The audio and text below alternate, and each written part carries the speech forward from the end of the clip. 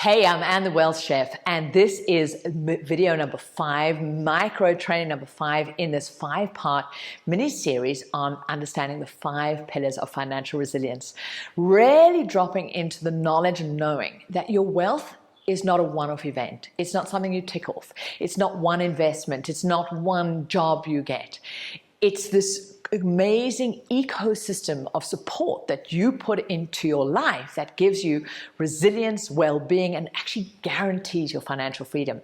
And there are 5 key elements in this. And I've been teaching what those are in these different videos, and this is pillar number 5. So if you haven't yet watched the first 4 pillars, go and do that. The first one is about understanding money and financial leadership and management. Number 2 is understanding assets create your freedom. They're the only thing that can give you freedom. You've got to become an asset lover. How do you get investing and putting that in place? Pillar number 3 is understanding debt, consumption debt, neutral debt, and expansion debt. Which do you want to get rid of from your life? Which do you want to keep minimal, but it's okay? And which do you really want to be using to accelerate your way to freedom, becoming super financially savvy?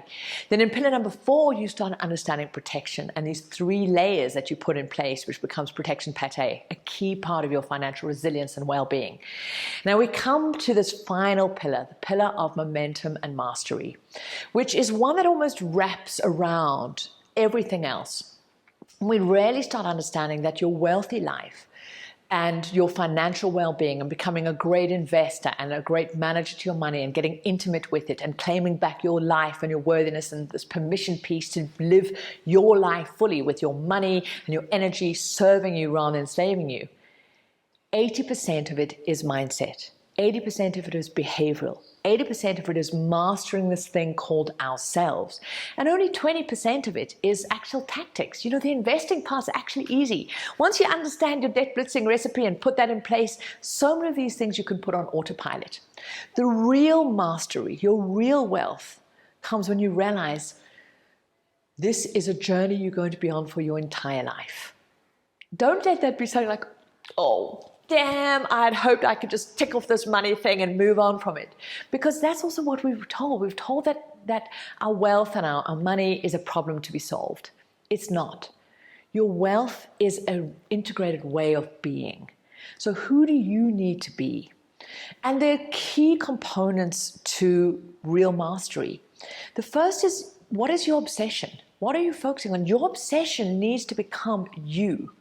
Become so amazingly curious and absorbed by what is a wealthy life for you. What do you really want?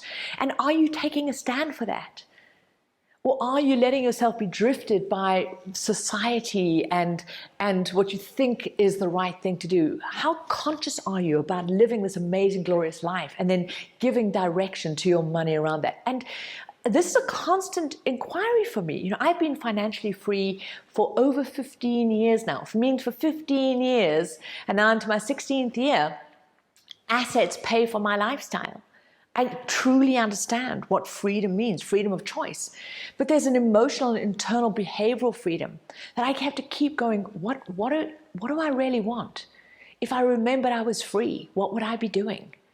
And do we have the courage to step into that? And I say courage because it's radical to do what we truly want from our life. When we rarely have this only one precious, amazing, extraordinary life that we know for sure. You know, I know there's different belief systems out there, but the only thing I know for sure is this life right now.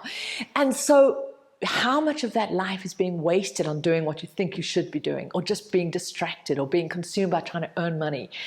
How much of the money that you spend are you spending consciously that actually gives joy and value to your life? Or how much are just financial decisions, direct debits or things you've taken on that you're actually not getting value from? Coming back to this, what do I really want?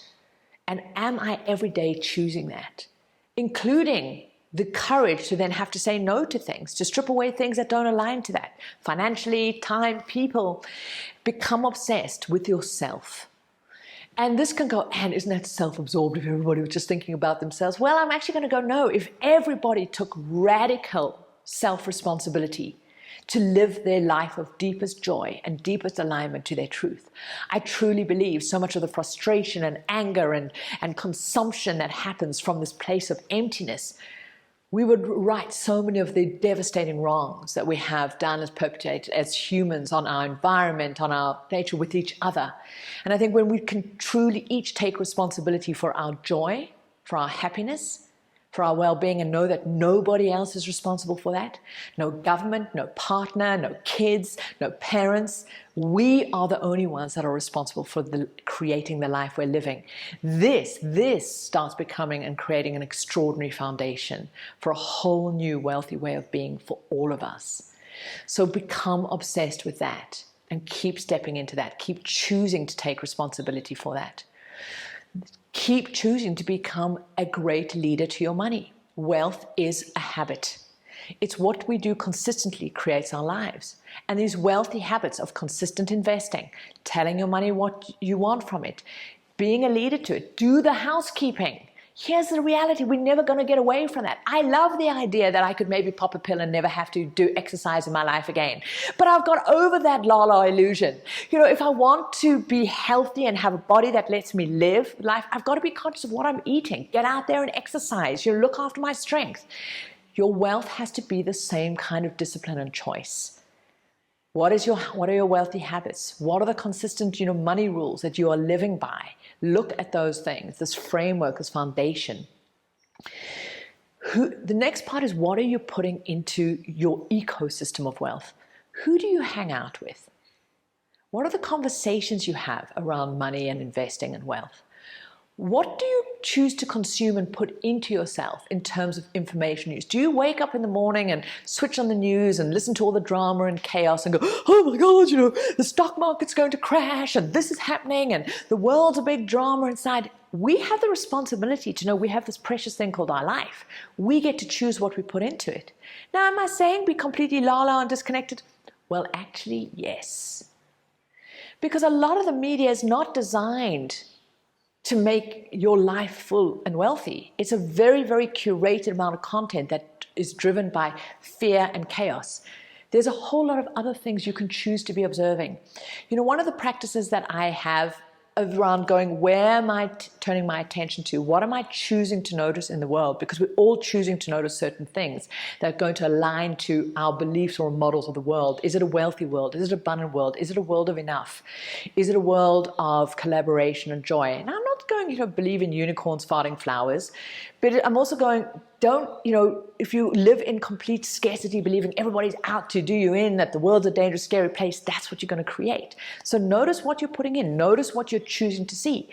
And I go out and I'll walk around, or I'll go and have a coffee and watch paper and say, I'm going to choose to notice all the little moments of joy, all the moments where somebody else is helping somebody else.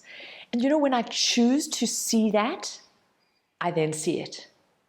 That's the irony. We get to tell our brain what we want to see.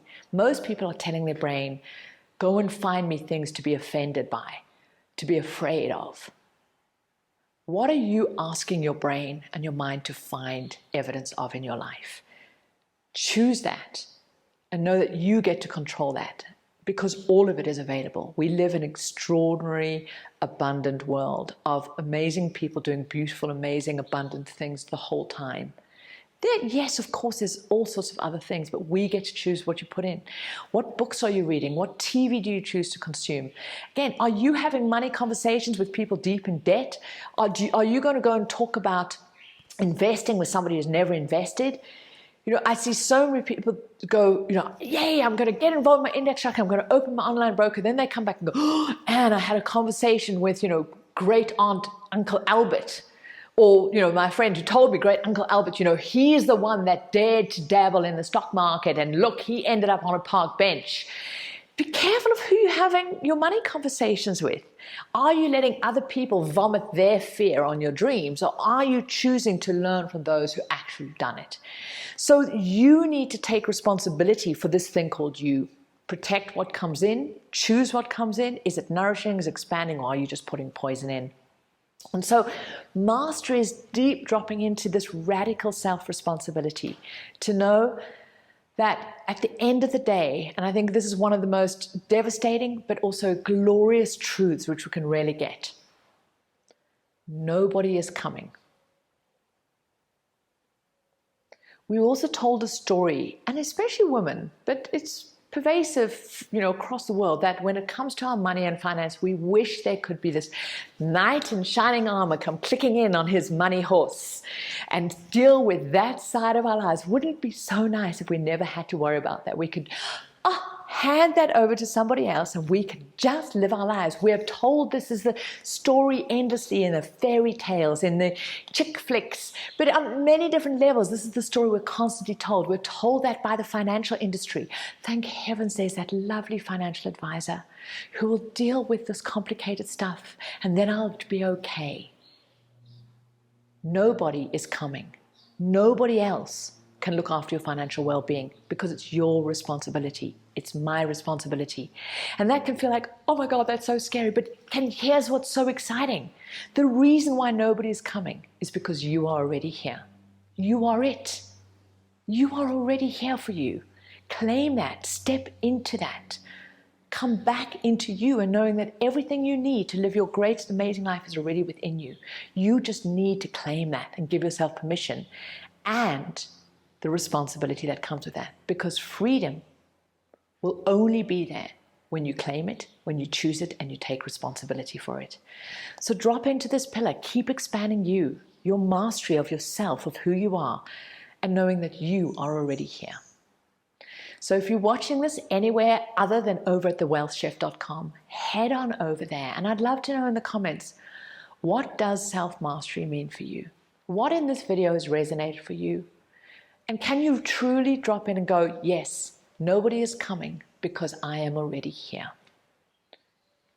And say, yes, I am claiming that. I am going to take a stand for me to live this amazing, juicy, wealthy life, and get to understand how to put all these other pillars in place, knowing that if you are not financially empowered, you will be overpowered.